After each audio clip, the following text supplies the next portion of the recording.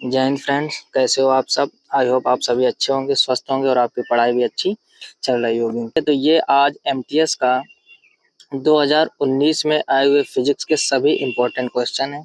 इसके पहले already 3 video playlist में अपलोड हो चुके हैं, जिस पे हमने 2022 के सभी फिजिक्स के क्वेश्चन, 2020 के और 2021 के कवर किए हैं। ठीक, एक कमेंट आया था वीडियो में कि 2023 के भी कराइए, तो उसकी पीडीएफ अभी नहीं बनी हुई है। ठीक है, 1 या 2 दिन में हम उसकी पीडीएफ बना के, यानी 2023 में जो आपके एमटीएस में फिजिक्स के इंपॉर्टेंट क्वेश्चन आए थे, ज्यादा नहीं 10-12 ही क्वेश्चन आए थे इस बार, उनको हम जल्द से जल्द डिस्कस करेंगे। आज इस वीडियो में हम लोग कवर करेंगे 2019 के क्वेश्चन को ही। देखिए, जिससे सबसे पहले इसमें आपका है प्रश्न लिखा हुआ है, किस सिद्धांत के लिए आइंस्टीन को नोबेल पुरस्कार से सम्मानित किया गया। अब देखो, ध्यान से समझो। कोई भी क्वेश्चन हो तो उसकी चर्चा हम लोग जीरो से लेकर टॉप लेवल तक चर्चा करते हैं। ठीक, ऑप्शन की भी इसी तरीके से। इस हिसाब से आप पढ़ाई करोगे तो आपका जो साइंस का एक क्राइटेरिया होता है, ठीक, वो ज्यादा से ज्यादा अच्छा हो सकेगा। अब देखो, ध्यान से समझो। इसमें एक नाम मिला आपको, क्या? आइंस्टीन। तो सबसे पहले तो आपको इनके बारे में थोड़ी बेसिक जानकारी होनी चाहिए कि ये कौन थे।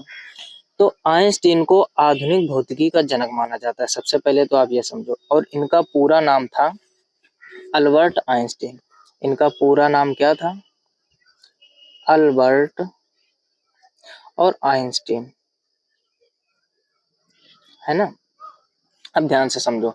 अगर आपसे क्वेश्चन किया जाए कि फिजिक्स के जनक कौन है, तो बहुत से लोग न्यूटन बताते हैं, बहुत से लोग आइंस्टीन बताते हैं। लेकिन आज हम लोग सीखेंगे ये दोनों ही वैज्ञानिक हैं। किस हिसाब से, अब उसको समझो ध्यान से। जो आपकी फिजिक्स है, ध्यान से समझना, जो आपकी ये फिजिक्स है, इसको 2 भागों में बांटा गया है। कितने भागों में? 2 भागों में। एक है एंशिएंट फिजिक्स और एक है मॉडर्न फिजिक्स। ठीक है, अगर आपसे क्वेश्चन किया जाए कि एंशिएंट फिजिक्स यानी प्राचीन भौतिक विज्ञान के जनक कौन है, तो आपका जवाब आएगा यानी आंसर न्यूटन। और पूछा जाए आपसे कि मॉडर्न फिजिक्स यानी आधुनिक भौतिक विज्ञान के जनक कौन है, तो ये है आपके अल्बर्ट आइंस्टीन। ठीक है ना। अब ये कैसे पहचानेंगे कि एंशिएंट फिजिक्स कौन सी है, मॉडर्न फिजिक्स कौन सी है? तो देखो, एंशिएंट फिजिक्स प्राचीन भौतिक विज्ञान उसको कहते हैं जो 19वीं सेंचुरी के पहले की थी, यानी सन 1900 के पहले की जो भी भौतिक विज्ञान में चीजें हम लोग पढ़ते थे, या आज जो भी चीजें उसके पहले की हैं, वो सब आती हैं आपके प्राचीन भौतिक विज्ञान के अंतर्गत। और मॉडर्न फिजिक्स जो 1900 के बाद, जैसे परमाणु बम हो गया, हाइड्रोजन बम हो गया, ठीक है ना, एटम बम हो गया, स्मार्टफोन हो गया, कंप्यूटर हो गया, ये सब चीजें मॉडर्न फिजिक्स के अंतर्गत है। तो इनके खोज करता है अल्बर्ट आइंस्टीन। ठीक, इन्होंने एक सिद्धांत दिया था, आप लोग 6, 7, 8 में पढ़ा होगा, E बराबर mc²। यानी पहले के साइंटिस्टों का यह मानना था कि द्रव्यमान को ऊर्जा में या ऊर्जा को द्रव्यमान में नहीं बदला जा सकता है, लेकिन इनके इस सिद्धांत के द्वारा लोगों को ये पता चला कि इस ऊर्जा को हम लोग द्रव्यमान में बदल सकते हैं और द्रव्यमान को हम लोग ऊर्जा में बदल सकते हैं। इन्होंने एक और सिद्धांत दिया था, क्या? प्रकाश विद्युत प्रभाव। क्या दिया था? प्रकाश विद्युत प्रभाव, फोटो इलेक्ट्रिक इफेक्ट। तो इनके इस सिद्धांत की वजह से, यानी प्रकाश विद्युत प्रभाव के सिद्धांत की वजह से इनको नोबेल पुरस्कार मिला था। बहुत से लोगों को ये कन्फ्यूजन होता है कि इन्होंने महान एक खोज की थी E बराबर mc², इसकी वजह से इनको जो नोबेल पुरस्कार मिला था वो मिला था प्रकाश विद्युत प्रभाव के सिद्धांत की वजह से, और इनका फेमस है E बराबर mc²। आई होप आप पॉइंट को समझ गए होंगे अच्छे से। नेक्स्ट क्वेश्चन देखिए, आगे देखो क्वेश्चन लिखा हुआ है, इलेक्ट्रॉन की खोज किसने की थी? ठीक, तो इलेक्ट्रॉन की खोज की थी जे थॉमसन ने। अब देखो, यहाँ पर इलेक्ट्रॉन आया है, तो हो सकता है एग्जाम में आपके प्रोटॉन भी आ जाए, कभी हो सकता है न्यूट्रॉन भी आ जाए, तो तीनों की चर्चा करेंगे। अब देखो, इलेक्ट्रॉन के जो खोज करता है वो है आपके जे थॉमसन। ठीक, जे थॉमसन। प्रोटॉन के जो खोज करते हैं वो है आपके गोल्डस्टीन। कौन है? गोल्डस्टीन। अब किसी किसी के मन में एक कीड़ा गूंजने लगा होगा, रदरफोर्ड नाम का। ठीक है ना, किसी किसी को तो समझ में आ गया होगा जिसने पढ़ा है पहले। और जो न्यूट्रॉन होता है आपका, उसके खोज करता है चैडविक। ठीक है ना। अब देखो, गोल्डस्टीन और रदरफोर्ड का डाउट है जो, उसको हम लोग अभी क्लियर करते हैं। बहुत से लोग गोल्डस्टीन पढ़ते हैं और बहुत से लोग रदरफोर्ड। अब इसको याद कैसे करते हैं? एक ट्रिक याद करवाई जाती है, ईंट पर नाच। ठीक, हमको भी याद करवाई गई थी जब हम जूनियर में पढ़ते थे। ईंट पर नाच। ई से इलेक्ट्रॉन, टी से थॉमसन। P से प्रोटॉन, R से रदरफोर्ड, N से न्यूट्रॉन और 4 से चैडविक। तो ये ट्रिक बना दी गई। तो रदरफोर्ड नाम का जो कीड़ा है हम लोगों के माइंड में सेट होगा कि प्रोटॉन की खोज करता कौन है, रदरफोर्ड। अब ध्यान से समझो दोनों में अंतर। अगर आपसे बात कही जाए गोल्डस्टीन की, तो ये है खोजकर्ता, यानी कि समझो बात को, जैसे ये है आपका नाभिक, तो नाभिक के अंदर होते हैं प्रोटॉन और न्यूट्रॉन, इलेक्ट्रॉन इसके चारों ओर कक्षा में चक्कर लगाते हैं। इतना तो आपने कॉन्सेप्ट पढ़ा होगा। अब ध्यान से समझो, प्रोटॉन और न्यूट्रॉन यानी नाभिक के खोजकर्ता किसको माना जाता है, रदरफोर्ड को। तो नाभिक के अंदर ही प्रोटॉन होता है, इस वजह से कुछ लोग इसको गलत पढ़ लेते हैं कि प्रोटॉन के खोजकर्ता कौन है, रदरफोर्ड। देखो नाभिक के खोजकर्ता रदरफोर्ड है, रदरफोर्ड ने बताया था नाभिक, और नाभिक के अंदर ही आपका होता है प्रोटॉन और न्यूट्रॉन। अब समझने वाली बात यह कि उसके अंदर था तो प्रोटॉन यानी पॉजिटिव चार्ज, न्यूट्रॉन उदासीन होता है, इलेक्ट्रॉन पर नेगेटिव चार्ज होता है, उसके अंदर था तो, लेकिन बात ये किसने बताई थी, गोल्डस्टीन ने। यानी बात कहने का, जैसे आप कुछ चीज खोजने गए, ठीक है ना, खोजने गए और आपने खोज तो लिया, लेकिन ये नहीं बता पाए कि ये है क्या। बाद में गोल्डस्टीन है, गोल्डस्टीन ने कहा भैया ये प्रोटॉन है, ये क्या है, प्रोटॉन। तो खोजकर्ता प्रोटॉन के गोल्डस्टीन ही माने जाएंगे। लेकिन ये बात किसने पहले बताई थी कि नाभिक के अंदर पॉजिटिव चार्ज और न्यूट्रॉन होता है, यानी जो रदरफोर्ड एक तरह से बता कर चले गए थे, लेकिन उसका नामकरण एक तरह से किया था गोल्डस्टीन ने। जैसे आप मान लो जंगल में जा रहे हैं, कोई वस्तु आपको मिल गई वस्तु आपको, लेकिन आपने ये नहीं बताया कि ये मिला हुआ है, यानी उसका आप नामकरण नहीं कर पाए या नाम नहीं बता पाए कि हमको ये मिला है। मिल तो गया आपको, अब उसके पीछे एक दूसरा इंसान गया कोई, वो पकड़ के कहता है अरे भैया ये तो प्रोटॉन है, ये क्या है, प्रोटॉन। तो कहने का मतलब नाभिक के खोजकर्ता आपके कौन है, रदरफोर्ड, और उसके बाद में गोल्डस्टीन ने बताया था कि ये प्रोटॉन है। ये बात प्रोटॉन किसने बताई थी, गोल्डस्टीन ने, रदरफोर्ड ने। खोजा रदरफोर्ड ने था, लेकिन बताया गोल्डस्टीन ने था। दोनों में अंतर आई होप आप समझ गए होंगे। तो आज के बाद ये डाउट कभी मत रखना।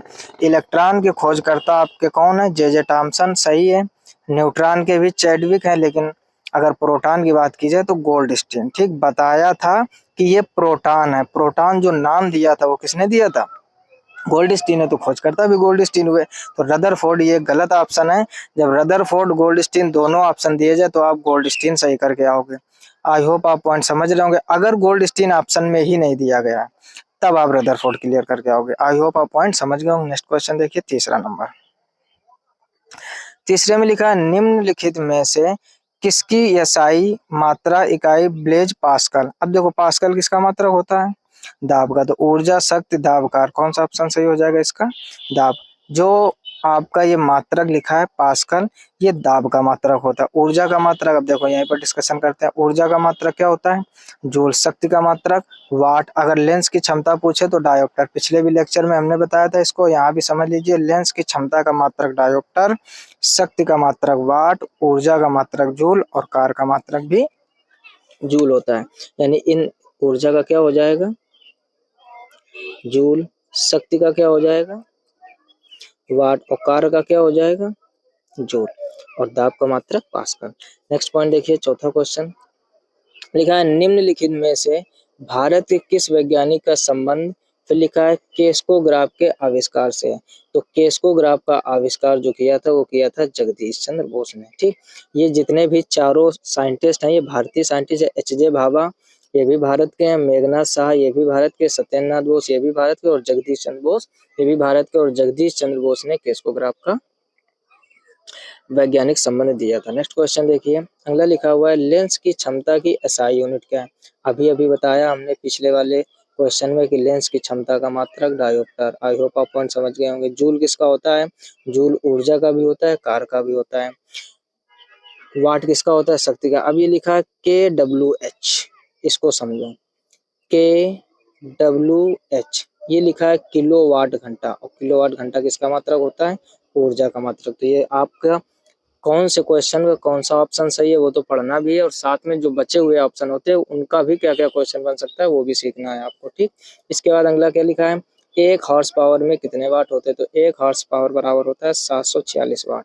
हॉर्स पावर को HP लिखते हैं, एक HP बराबर 746 वाट। अब देखो ये सब क्वेश्चन अगर आपको तैयार करने हैं तो एक प्लेलिस्ट चल रही है मैकेनिक्स नाम की, हम बार बार उसकी चर्चा करते हैं, उसमें हैंड रिटन नोट्स हैं।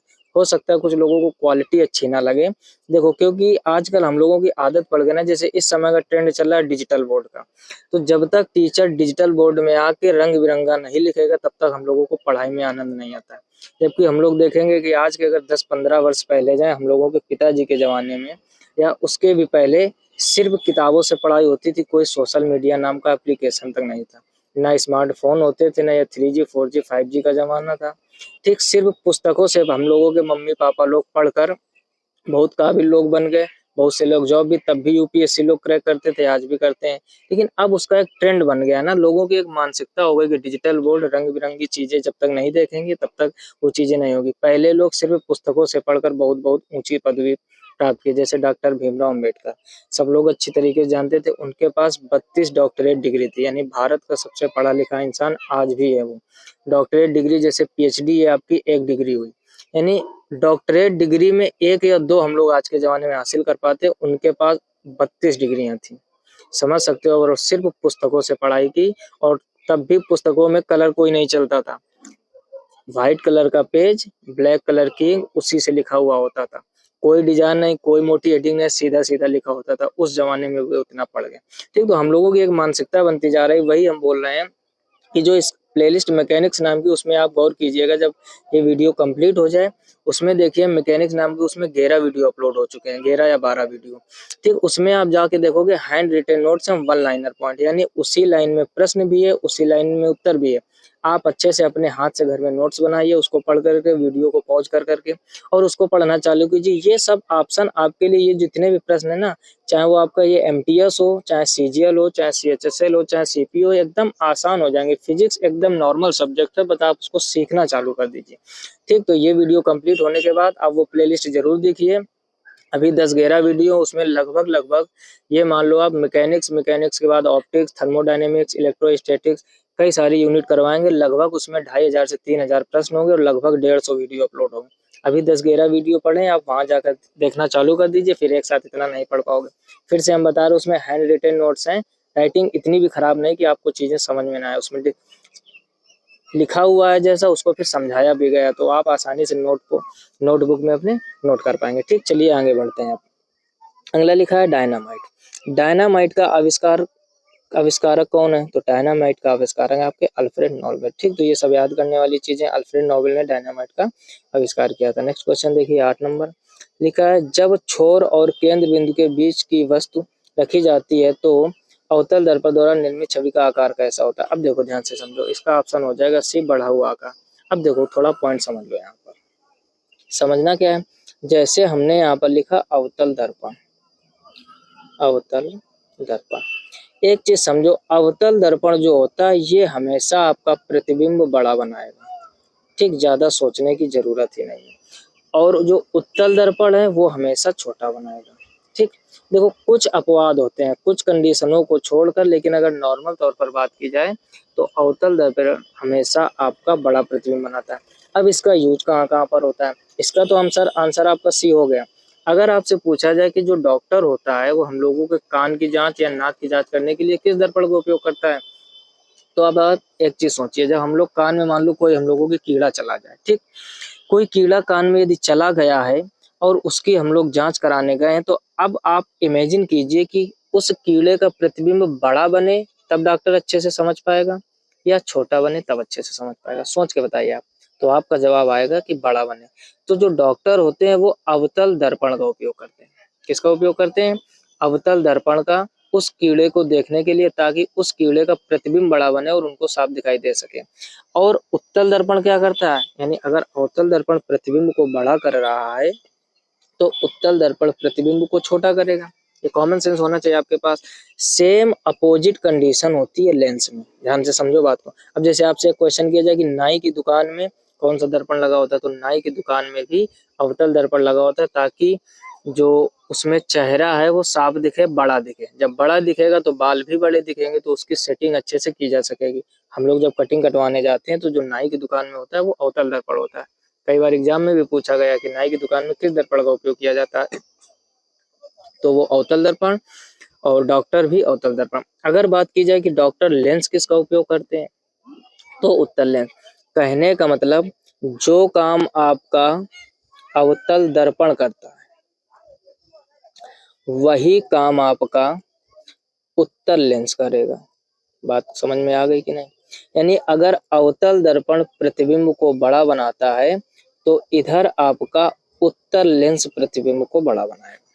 दूसरी चीज, जो काम उत्तल दर्पण करता है वही काम अवतल लेंस करेगा।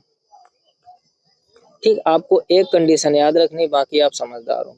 यानी अगर उत्तल दर्पण प्रतिबिंब को छोटा बनाता है तो अवतल लेंस इधर प्रतिबिंब को छोटा बनाएगा। कुल मिला के आप एक पॉइंट याद कीजिए, चारों रटने की आवश्यकता नहीं। अब समझो कैसे। हमने आपको क्या बताया, जो अवतल दर्पण होता है वो प्रतिबिंब को बड़ा बनाता है। अब यहीं से आप समझ जाओगे कि उत्तल दर्पण प्रतिबिंब को छोटा बनाएगा। अगर उत्तल दर्पण छोटा बना रहा है तो उधर अवतल लेंस छोटा बनाएगा। यानी एक पॉइंट से आप चारों पॉइंट समझ सकते हो, रट्टा मत मारिए। अवतल दर्पण बना बनाता। अब इसको कैसे याद करोगे? हो सकता है अब रट्टा मार लो फिर भूल जाओ। तो अब देखो वही नियम लगाते हैं हम लोग। कौन सा? अवतल दर्पण उत्तल दर्पण में, तो उत्तल और अवतल में बड़ा शब्द कौन है? उत्तल दर्पण अवतल दर्पण में बड़ा शब्द कौन है? तो आपका जवाब आएगा अवतल बड़ा। तो अवतल बड़ा है तो बड़ा प्रतिबिंब बनाएगा। क्लियर हो गई बात? इस तरीके से आप साइंस तैयार करो, एकदम आसान हो जाएगी। यकीन मानो आप 5 से 6 महीने आप साइंस पे अच्छे से मेहनत कीजिए। एक भी क्वेश्चन, चाहे वो सीपीओ का एग्जाम हो, चाहे सीजीएल का हो, सीएचएसएल का हो, एयरफोर्स का हो, नेवी का हो, एनडीए का हो, एमटीएस का हो, रेलवे का हो, कोई भी एग्जाम हो जिसमें साइंस, जनरल साइंस या फिजिक्स आती है, आपके एक या दो क्वेश्चन की बात हम नहीं करते, लेकिन लगभग आपके 80 से 90% क्वेश्चन गलत नहीं होंगे। अगर रटना चालू कर दिए तो फिर परेशान हो जाओगे। ठीक है ना? तो अवतल और उत्तल में बड़ा शब्द कौन सा है? अवतल। तो अवतल दर्पण क्या करेगा? प्रतिबिंब को बड़ा बनाएगा, तो उत्तल दर्पण छोटा। और जो काम उत्तल दर्पण करता है वही काम अवतल लेंस करता है, और जो काम अवतल दर्पण करता है वही काम उत्तल लेंस करता है प्रतिबिंब के मामले में। आई होप आप अच्छे से पूरा कॉन्सेप्ट समझ गए होंगे। जो लोग नोट्स बनाते हैं, नोट्स में हर एक चीज नोट कीजिए। कुछ लोग तो सिर्फ वीडियो देख रहे होंगे और कुछ लोग स्किप भी कर देते हैं। कुछ लोग जल्दी जल्दी दोगुना की स्पीड में देखते हैं। तो इनसे सबसे कोई खास फायदा होने वाला नहीं। आप क्वेश्चन को पढ़ो, उसके ऑप्शन लिखो, उसका कॉन्सेप्ट लिखो, हम तभी एक साथ समझाते हुए चलते हैं। और जो जो लॉजिक हम बताते हैं वो भी लिखो। फिर आप अपने नोटबुक से रिवीजन करो। आप 2 से 3 महीने के अंदर देखोगे कितना परिवर्तन होगा। और वीडियो अच्छा लग रहा हो, जानकारी अच्छी लग रही हो, तो वीडियो को लाइक तुरंत कर दीजिए, उससे हमें मोटिवेशन मिलता है। और ये समझ लो आप, एसएससी एमटीएस चल रही है सीरीज ये। इसके बाद हम सीजीएल के सभी फिजिक्स के क्वेश्चन कराएंगे इसी हिसाब से 2019, 20, 21, 22 में जो आए हुए हैं। फिर सीपीओ के भी करवाएंगे, सीएचएसएल भी करवाएंगे। बस आप सपोर्ट करते रहिए, सब्सक्राइब करें चैनल को, दोस्तों में शेयर कीजिए, वीडियो को लाइक कीजिए, और इसी तरीके हम अच्छा से अच्छा कंटेंट लाते रहेंगे। चलो बढ़ते हैं आगे प्रश्न की ओर। अगला लिखा है, तारों का टिमटिमाना मुख्य रूप से किस परिघटना के कारण होता है? तो ये होता है अपवर्तन के कारण। अब देखो अपवर्तन क्या होता है। अपवर्तन होता है जब कोई प्रकाश किरण एक माध्यम से दूसरे माध्यम में जाती है तो वह अपने मार्ग से विचलित हो जाती है। इस विचलित होने की घटना को प्रकाश का अपवर्तन कहते हैं। ठीक, आप अपने नोटबुक में नोट कर लीजिए। तारों का टिमटिमाना, इसकी हमने ट्रिक ऑलरेडी बनाई हुई है। क्या? जो होता है वो दिखता नहीं। यहाँ पर लिख लो, जो होता है वो दिखता नहीं, वो दिखता नहीं, और जो दिखता है, जो दिखता है वो होता नहीं। ये ट्रिक याद रखो आप। अब ध्यान से समझो। अगर आपको अपवर्तन, परावर्तन, प्रकीर्णन ये सब डिटेल में पढ़ना है तो एक और प्लेलिस्ट बनी हुई है जिसमें 6 या 7 वीडियो ऑप्टिक्स नाम की, उस पे हमने बोर्ड में लाइव आके पढ़ाया। दर्पण क्या होता है, दर्पण की पूरी फैमिली, परावर्तन, अपवर्तन, प्रकीर्णन, क्रांतिकोण, यानी लाइट जो चैप्टर है आपका ऑप्टिक्स, पूरा डिटेल में उसमें हमने समझाया। वो आप पूरे 6 वीडियो देख लीजिए। इस टाइप के क्वेश्चन रटना नहीं पड़ेगा। अब फिलहाल में अभी यहाँ पर समझो। जो होता है वो दिखता नहीं, जो दिखता है वो होता नहीं। इसमें आपके सभी एग्जाम्पल आ जाएंगे अपवर्तन की। ये ट्रिक हमने बनाई हुई है। बाकी आप रटोगे तो रटते ही रहोगे, किसी दूसरे का दूसरे में लिख दोगे, हमेशा यही गलतियां होती हैं। अब देखो, रात में तारे हमको टिमटिमाते हुए दिखाई देते हैं, लेकिन वास्तव में वो टिमटिमाते नहीं है। बात को समझ रहे हो? यानी आप एक बाल्टी में पानी भरो, स्वच्छ पानी, उसमें सिक्का फेंको, आप देखोगे कि सिक्का हल्का उभरा हुआ दिखेगा जबकि वो होता नीचे है। तो जो होता है दिखता नहीं, जो दिखता है वो होता नहीं। तालाब में आप मछलियां देखोगे, ऐसा लगेगा हाथ डालेंगे तुरंत पकड़ लेंगे। कहने का मतलब ऐसा लगेगा कि मछलियां बहुत ऊपर है पानी में, परंतु जो है वो दिख नहीं रहा है और जो दिख रहा है वो है नहीं। तालाब में आप एक लकड़ी की छड़ लगा दो और बाहर से आगे देखोगे, ऐसा लगेगा वो मुड़ी हुई है, यानी मुड़ी हुई प्रतीत होगी। कहने का मतलब जो दिख रहा है वो है नहीं, जो है वो दिख नहीं रहा है। कहीं भी ऐसी सिचुएशन आ जाए जो आपको दिख रहा है वो हो ना, और जो हो वो दिखे ना, वो सभी एग्जाम्पल हैं आपके किसके, प्रकाश के अपवर्तन के। अब रात्रि में तारों का टिमटिमाना, बाल्टी की तली में पड़ा हुआ सिक्का हल्का उभरा हुआ दिखाई देता है। वीडियो को पॉज करके नोटबुक में नोट करते रहिए। तीसरा पॉइंट, तालाब में गड़ी हुई लकड़ी की छड़ का मुड़ा हुआ प्रतीत होना। अपेक्षाकृत मछलियां उभरी हुई दिखाई देती है, यानी पानी में जो मछलियां, तालाब में मछलियां ऊपर की ओर दिखाई देती हैं, उभरी हुई दिखाई देती हैं। ठीक, तो ये सारे एग्जाम्पल किसके हो गए आपके, अपवर्तन के, यानी जो होता है वो दिखता नहीं, जो दिखता है वो होता नहीं। आई होप आप समझ गए होंगे। इसमें तो एक ही दिया गया तारों का टिमटिमाना, बाकी भी जो हमने बोले आप अलग से नोट कर लीजिए। नेक्स्ट देखिए 10 नंबर, लिखा है निम्न में से किसे ऊष्मागत की थर्मोडायनेमिक्स का पहला नियम कहा जाता है। तो ये आपका ऊर्जा संरक्षण का नियम। ठीक, याद कर लीजिए क्या कि थर्मोडायनेमिक्स यानी ऊष्मागतिकी का जो पहला नियम है उसको क्या कहते हैं, ऊर्जा संरक्षण का नियम। 2 ऑप्शन यहाँ दिए गए, 2 आगे दिए गए होंगे। ठीक है, तो चलते हैं आगे वाले ऑप्शन की तरफ। देखिए 2 ऑप्शन यहाँ पर लिखे हैं, बायल का नियम, द्रव्यमान संरक्षण का नियम। ठीक, तो ऑप्शन इसका बी उधर ही बता दिया था, ऊर्जा संरक्षण का नियम। नेक्स्ट देखिए 11 नंबर, लिखा है फ्लेमिंग के वाम हस्त नियम, लेफ्ट हैंड रूल में कौन सी अंगुली, फिर लिखा है विद्युत धारा को प्रदर्शित करती है। अब देखो इसको समझो, फ्लेमिंग का बायां हाथ का मतलब समझ रहे हो, दायां हाथ मतलब राइट हैंड, वाम हस्त का मतलब बायां, बायां का मतलब लेफ्ट। अब अपना लेफ्ट हाथ देखो, इसका जो चित्र होता है कुछ इस टाइप से होता है, हो सकता है अच्छा ना बने लेकिन थोड़ा सा अच्छा बनाने का प्रयास करें। ठीक इस टाइप से होता है, आप समझ गए होंगे। यानी ये अंगूठा आपका जो है, अंगूठा ऊपर की तरफ है और जो अंगूठे के पास वाली पहली उंगली है वो इस दिशा में और जो बीच वाली उंगली वो इस दिशा में। तो फ्लेमिंग का बाएं हाथ का नियम ने बताया था कि जो बीच वाली उंगली है वो धारा को बताएगी और ये पहली वाली अंगूठा बल की दिशा को बताएगा, ये धारा की दिशा को बताएगी और ये चुंबकीय क्षेत्र की दिशा को। कहने का मतलब फ्लेमिंग का बाएं हाथ का नियम होता है, यदि हम अपने बाएं हाथ की अंगुलियों को इस प्रकार फैलाएं कि वे सभी एक दूसरे से 90 डिग्री पर हो। कहने का मतलब समझो यहाँ पर, यानी अंगूठा और जो पहली उंगली इसके बीच का जो एंगल है वो कितना बनना चाहिए, 90। यहाँ पर देखो जो ब्लू से है, यहाँ पर ये एंगल कितना बन रहा है, 90। पहली उंगली और बीच वाली उंगली ये एंगल कितना बनना चाहिए, 90। तो फ्लेमिंग ने कहा था यदि हम अपनी उंगलियों को इस प्रकार फैलाएं कि सभी एक दूसरे से 90 डिग्री पर हो, तब यदि पहली उंगली चुंबकीय क्षेत्र की दिशा और बीच वाली उंगली धारा की दिशा, तो अंगूठा चालक में बल की दिशा को बताएगा। ये था फ्लेमिंग का पहला नियम। आई होप आप पॉइंट समझ गए होंगे। लेकिन आपसे पूछा क्या गया है कि फ्लेमिंग के वाम हस्त नियम में कौन सी उंगली विद्युत धारा को प्रदर्शित करती है। तो कौन सी उंगली का मतलब ये बीच वाली उंगली। देखो अंगूठा और पहली उंगली 2 ऊपर छूट गई, 2 नीचे, तो ये बीचों बीच में है, तो बीच वाली उंगली। अब बीच वाली उंगली को हम लोग क्या कहते हैं, मध्यम उंगली। क्या बोलते हैं, मध्यम। तो इसका ऑप्शन डी सही हो जाएगा। नेक्स्ट देखिए 12 नंबर क्वेश्चन, लिखा है भौतिकी में दाब का सूत्र क्या है। तो देखो दाब बराबर बल बटे क्षेत्रफल, P बराबर F अपान ए होता है। तो दाब बराबर बल बटे क्षेत्रफल, कहीं ऑप्शन है बल बटे क्षेत्रफल, तो ऑप्शन सी इज करेक्ट।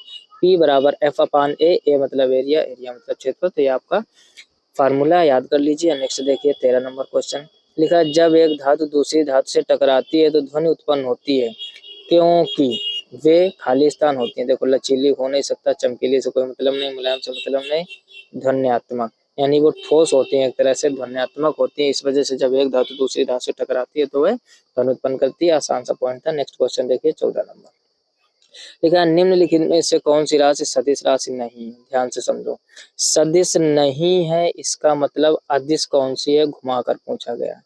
जैसे कोई व्यक्ति काला हो, हम आपसे कहें कि वो काला है, तो आप उसको ये भी तो बोल सकते हो कि वह गोरा नहीं है। जैसे ऐश्वर्या राय, हम आपसे कहें ऐश्वर्या राय कैसी, तो आपका जवाब आएगा ऐश्वर्या राय गोरी है।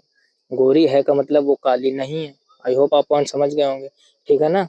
अब ध्यान से समझो, कह रहा है कौन सी सदिश नहीं है।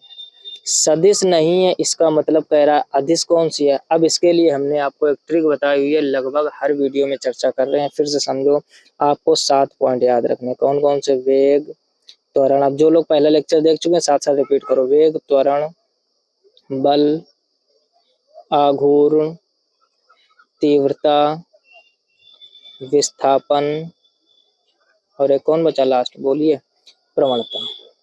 ठीक, वेग, त्वरण, बल, आघूर्ण, तीव्रता, विस्थापन, प्रवणता, ये 7 वर्ड स्वयं सदिश होते हैं। जिसके पीछे जुड़ जाएंगे वो भी सदिश गंगा जल की तरह कार्य करते हैं, हमने चर्चा की थी।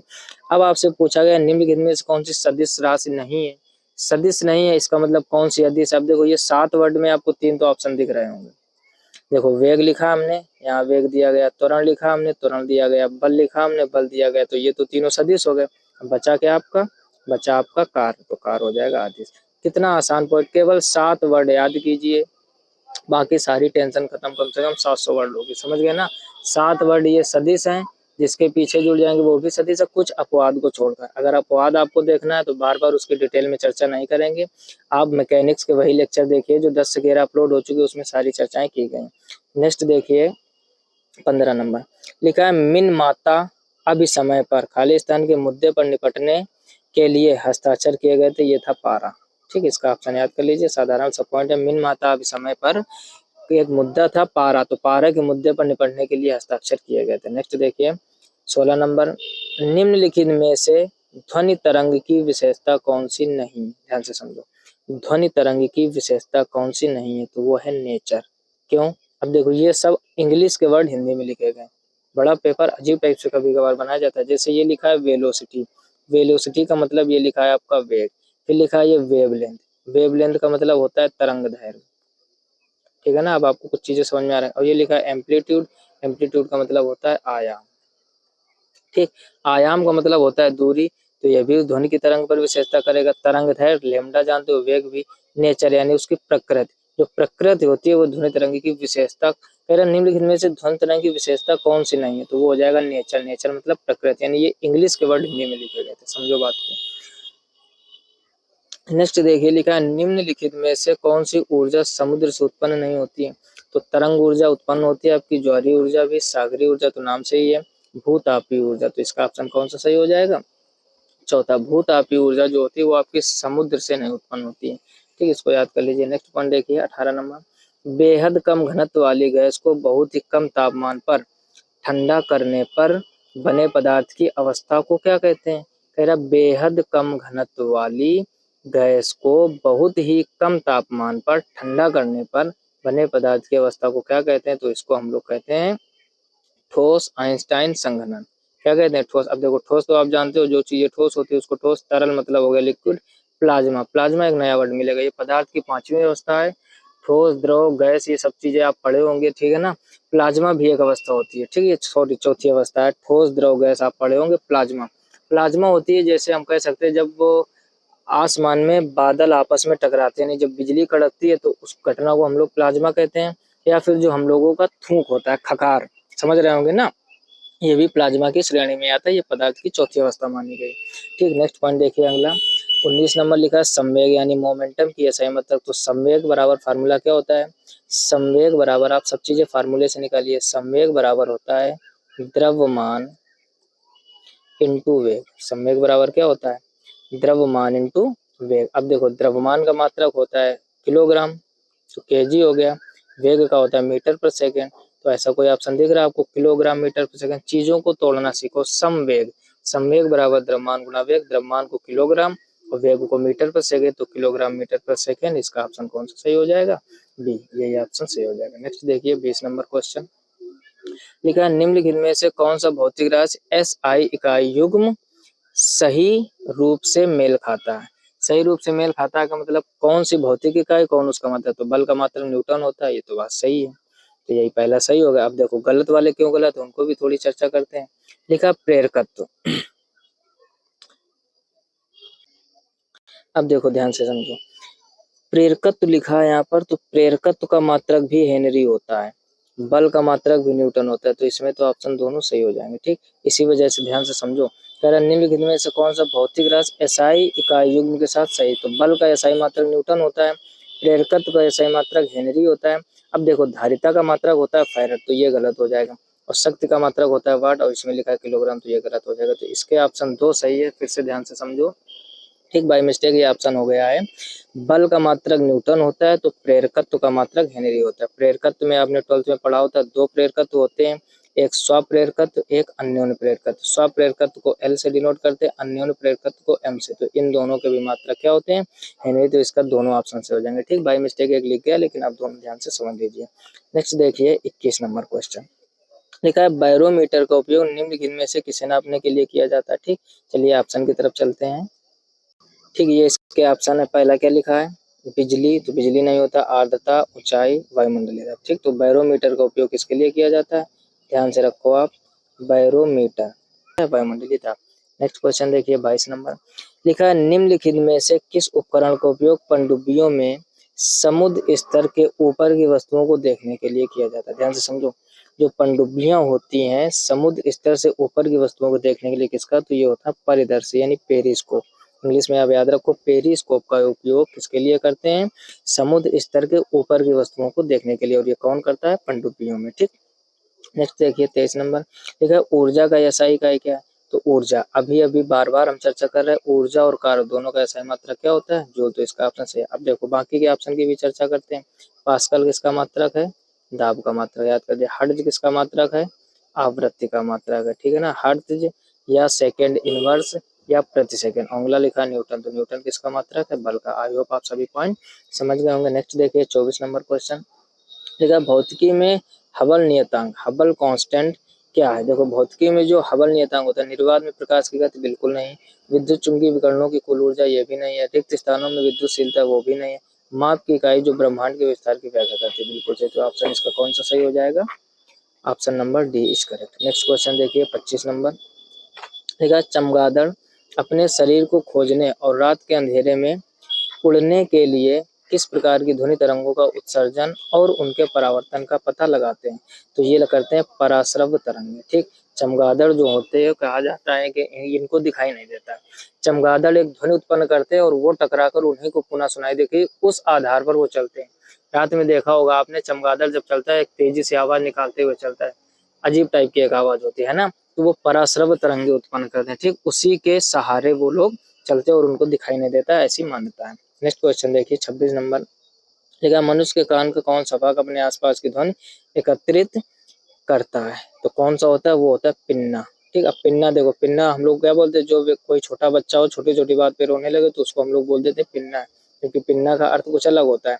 मनुष्य के कान का कौन सा भाग, यानी मनुष्य के कान का एक भाग होता है अपने आसपास की ध्वनि एकत्रित करता है, उसको हम लोग कहते हैं पिन्ना। नेक्स्ट क्वेश्चन देखिए 27 नंबर लिखा है, जब किसी वस्तु की गति ध्वनि की गति से अधिक हो जाती है, ठीक, तो उसे कहा जाता है वह खाली स्थान। और फिर लिखा है से चल रही है, ध्यान से समझो, उसको कहते हैं पराध्वनिक चाल। वेरी इंपॉर्टेंट है, कई बार एग्जाम में आ चुका है। जब किसी वस्तु की गति ध्वनि की गति से अधिक हो, यानी वस्तु की गति ध्वनि की गति से अधिक हो जाती है, तो उसे कहा जाता है क्या? पराध्वनिक चाल। नेक्स्ट क्वेश्चन देखिए 28 नंबर लिखा, रोगियों के दांतों के बड़े प्रतिबिंबों को देखने के लिए डेंटिस्ट द्वारा किस प्रकार के दर्पण का उपयोग किया जाता है? अगर आपने पिछला क्वेश्चन सही से समझा होगा, अभी हमने बताया था कि प्रतिबिंबों को देखने के लिए कह रहा दांतों के बड़े प्रतिबिंब, तो बड़ा प्रतिबिंब कौन करेगा? जो बड़ा दर्पण होगा। उत्तल और अवतल में बड़ा कौन है? अवतल।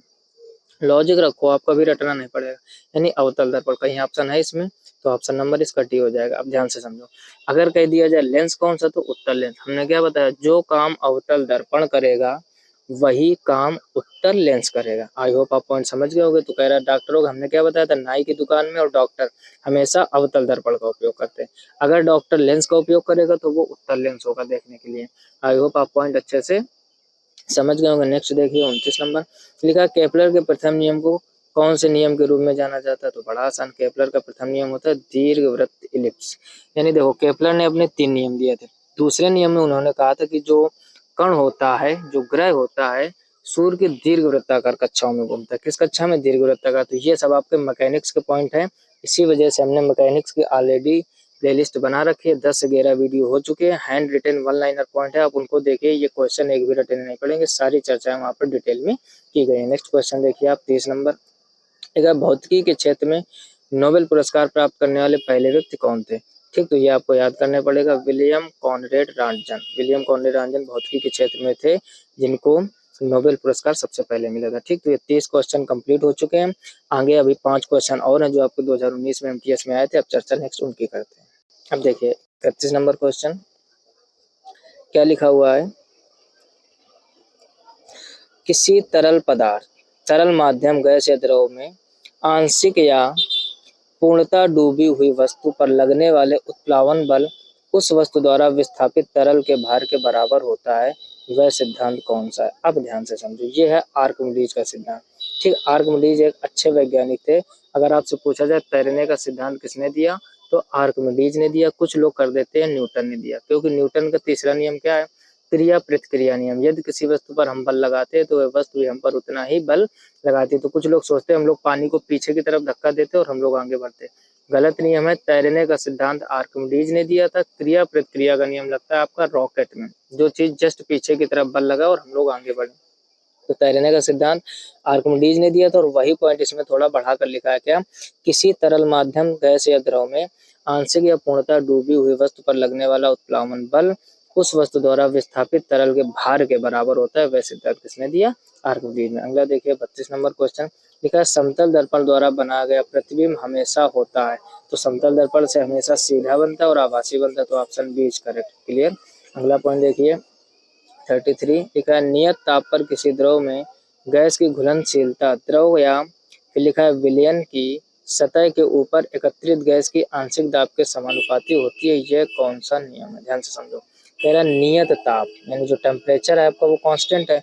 किसी द्रव में गैस की जो घुलनशीलता है द्रव या विलयन की सतह के ऊपर एकत्रित गैस की आंशिक दाब के समानुपाती यानी प्रोपोर्शनल, ये कौन सा नियम, तो ये होता है आपका हेनरी का नियम। हेनरी ने यह बात बताई थी कि जो आंशिक दाब होता है वो घुलनशीलता द्रव या विलयन की सतह के ऊपर जो उसका होता है आंशिक दाब वो समानुपाती होता है। यह बात किसने बताई थी, यह बात बताई थी हेनरी ने। तो ऑप्शन सी इसका करेक्ट हो जाएगा। अगला देखिए 34 नंबर, सोलेनाइड के अंदर चुंबकीय क्षेत्र, फिर लिखा है खाली स्थान। तो क्या था, सोलेनाइड के अंदर जो चुंबकीय क्षेत्र होता है वो एक समान होता है। जो सोलेनाइड होता है चुंबकीय क्षेत्र को हम लोग बी से डिनोट करते हैं और वो होता है एक समान, यानी कम ज्यादा नहीं होता। तो सोलेनाइड वर्ड याद रखो। सोलेनाइड में जो अंदर जो चुंबकीय क्षेत्र होता है, देखो पहला ऑप्शन लिखा है बीच में शून्य होता है, नहीं गलत, हर जगह एक समान होता है। बिंदु से बिंदु तक भिन्न होता है, बिल्कुल गलत। एक छोर से दूसरे छोर तक बढ़ता है, बढ़ता घटता नहीं, एक समान होता है सोलेनाइड के अंदर प्रत्येक जगह पे क्या, चुंबकीय क्षेत्र। नेक्स्ट देखिए लास्ट इसका 35 नंबर लिखा है, सेल्सियस और फ़ारेनहाइट किस तापमान पर समान होते हैं, तो ये होता है -40। अब देखो रटना नहीं, हमने इसके पहले वाले लेक्चर में बताया था क्या, C/5 बराबर F-32/9। एक और आगे बताया था बराबर K-273/5 बराबर R/5। 5 टेम्परेचर के मात्रक होते हैं, degree centigrade, degree Fahrenheit, Kelvin, Reaumur, Rankine. ठीक, अब इसमें कह रहा है सेल्सियस और फ़ारेनहाइट, तो हमने सेल्सियस और फ़ारेनहाइट लिया। कह रहा है किस तापमान पर ये समान होते हैं। ठीक, तो अभी तक आप लोगों ने रटा होगा, रटना बिल्कुल भी नहीं है। साइंस ज्यादातर कुछ चीजें रटनी पड़ती, बाकी हर एक चीज नहीं रटनी होगी। अब आपको इसे सॉल्व करना, देखो सॉल्व करके हम बताते हैं।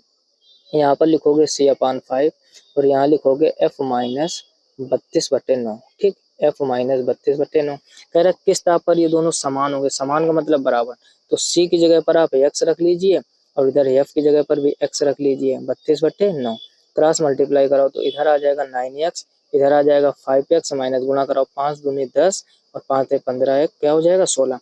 अब ये 9x है, 5x है, 5x को जब आप इधर लाओगे 9x माइनस 5x हो जाएगा बराबर माइनस का 160। अब ध्यान से समझना है, यहाँ पर 9x में इस 5x को जब कम करोगे तो ये कितना बचेगा 4x। तो 4x बराबर हो जाएगा माइनस का 160, 4 से इसको काटोगे तो x बराबर आ जाएगा माइनस का 40।